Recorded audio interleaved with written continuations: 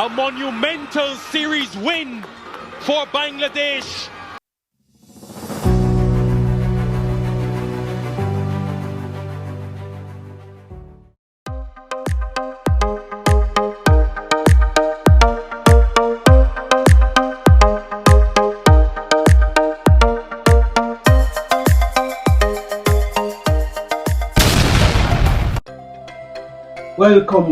Welcome back, everyone. Thank you so much for joining Gameyard TV for another analysis of West Indies against Bangladesh. This would have been the second T20 match at the Arnos Vale Stadium in St Vincent.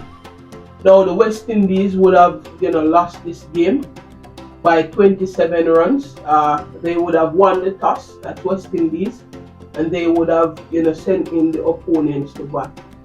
Bangladesh would have made 129 for 7, and thanks to a cameo again by Shamim Hossain, he made 35, and in the first match he would have made 27, so he has been scoring some really vital runs for Bangladesh at the back end of their innings. And I must say, West Indies would have started that game very well. We would have had the Bangladeshis on their back foot early in the power play. We would have taken 2 wickets in the power play, right? And then we would have consolidated and would have gotten some more wickets in the middle overs, right? Akil Hossain again would have been excellent at the top. Akil would have taken 1 for 16 from his 4 overs. Buddha Kishmoti was excellent as well. He would have taken 2 for 25 from his 4. And Alzari Joseph would have been very good. I think the bowlers bowled really well, to be honest with you. Aside from Obed McCoy would have gone over 10 runs, and Romario Shepherd going at 8.66 and over. The other guys, they would have bowled very well. Alzari Joseph would have taken 1 for 21 from his 4, right? Ruston Chase would have taken 1 for 8 from his 2. Restricting the Bangladeshis for under 150, I think would have been very good. They made 129 for 7 from their 20 overs. So I think our bowling unit, they weren't bad. I think we could have closed out the game earlier, to be honest, or close out the innings earlier, to be honest with you. I think our death bowling need a lot of improvements. I think we would have given too many runs, and this has been going on for some time now. We need to improve our death bowling, right? And I think Rahman Powell is a bit too predictable as a captain. I think he needs to there should be some level of unpredictability in T20 games. You cannot be predictable in T20 games. Even the bowlers, they cannot be predictable because they will go for runs, right? So there has to be some level of decision making on the spot, right? The glaring statistics as it relates to the history of Arnos Vale Ground is that team batting first generally is likely to win, right? And 2 games now, Rahman Powell would have won the toss and they sent in Bangladesh to bat. I really can't understand, these decisions being made by the West Indies coaches and staff, right? And also the captain, because he would be a part of the decision making as well. I don't see, because before the match it would have been 7 out of 8, right? The team batting first winning at Arnos Vale, and after the match it would have been 8 out of 9 matches won by the team batting first. So I really can't understand, these decision making being made by the West Indies. That's a glaring, statistic, which is, it's obvious. So I really don't understand, what is being said in behind closed doors, how these decisions are made, what deliberation would have gone on. I really don't know, but what I do know as a fan is that the team that bats first at Arnos Vale is likely to win the game. I do understand probably Ravman Powell is considering the due factor in the night, bowling second. But I don't see Bangladesh had any issues, and we even had a little rain on Tuesday. And they still bowl the wet ball and bowl out West Indies for 102, inside 18.3 overs. Right? So I really can't understand these decisions. But as I said, Bangladesh would have made 129 from their allotted 20 overs. They would have made 129 for 7.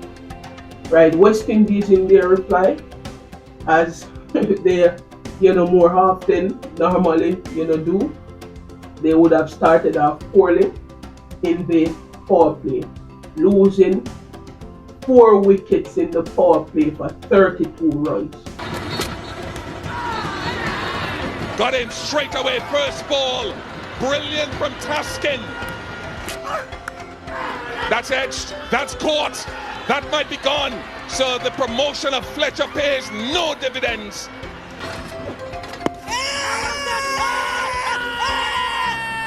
Slow. Original decision out, pitching in line, impact in line, wickets, umpire's call. Zaid, you will stay with your original decision of out. Gone, and again, this man is on fire, Mahedi. To be honest with you, I think West Indies cricket has some fundamental issues which need to be addressed. And one of them is our power play. How do we approach the power play, right? It has been a sore point now where West Indies have been losing too many wickets in the power play, right? Last match we would have lost 4 wickets for 32 runs in the power play. We cannot continue like this. When you look back from the tour of Australia, in February, right? January, February. And then we look on the World Cup. We then come down to Sri Lanka, then England. It was more evident in the England game, right? And then we move now into this Bangladesh series. It's just pure, power play woes. We are coming out of the power play losing too many wickets. And once we would have lost so many wickets in the power play, it's hard to regain, handle on the game, right? Because once we lose so many wickets, then you find that the batters coming in, their mind is cloudy. They don't really understand if they should continue to bat, positively, or they try to keep their wickets. So you find that they are in a lot of things going through their mind.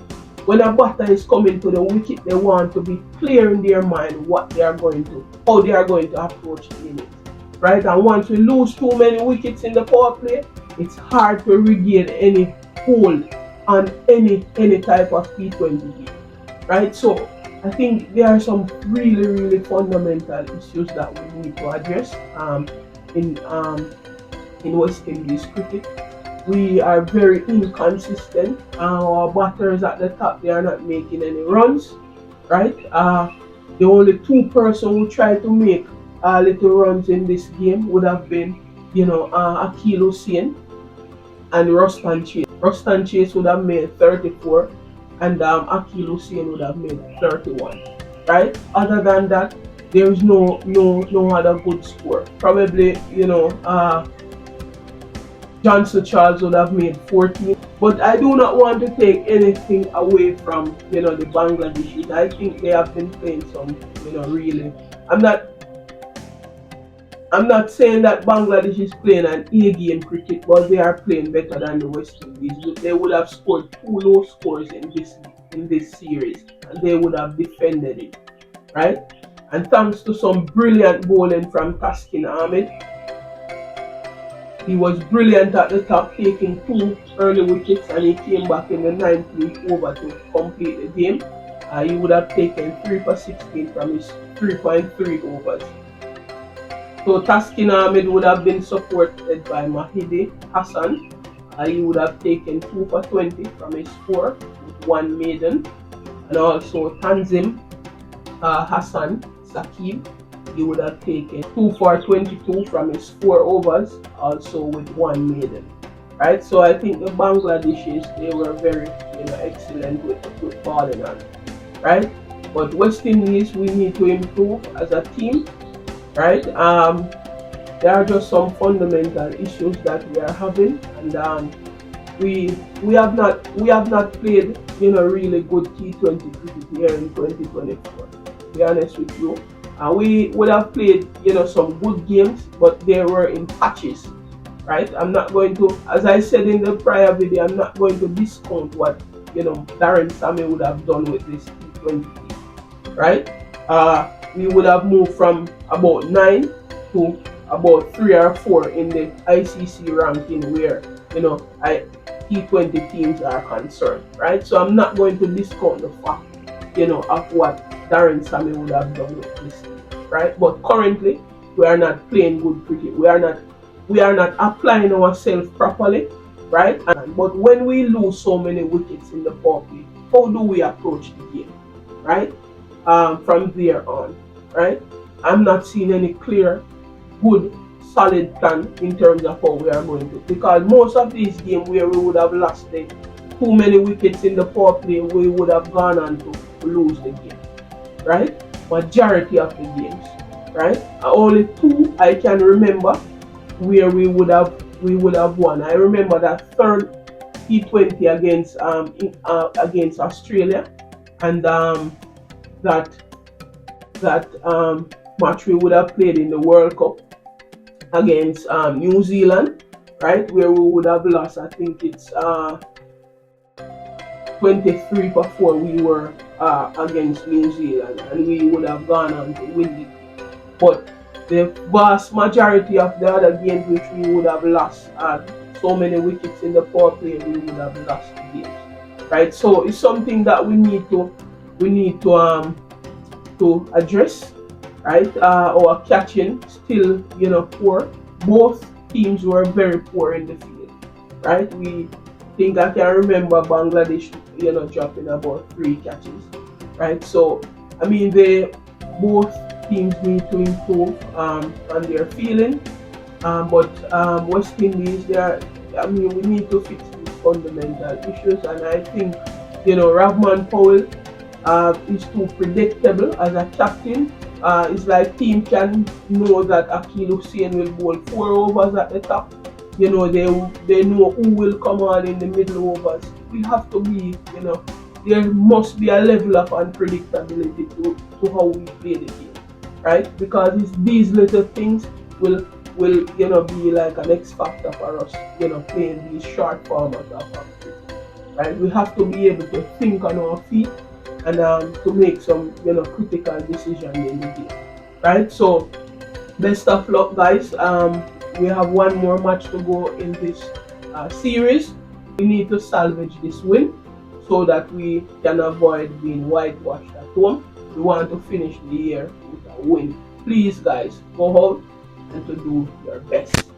Alright, thank you so much for watching, and please remember to subscribe to the channel, share the video, share the link with your friends and family. See you in the next one. Peace.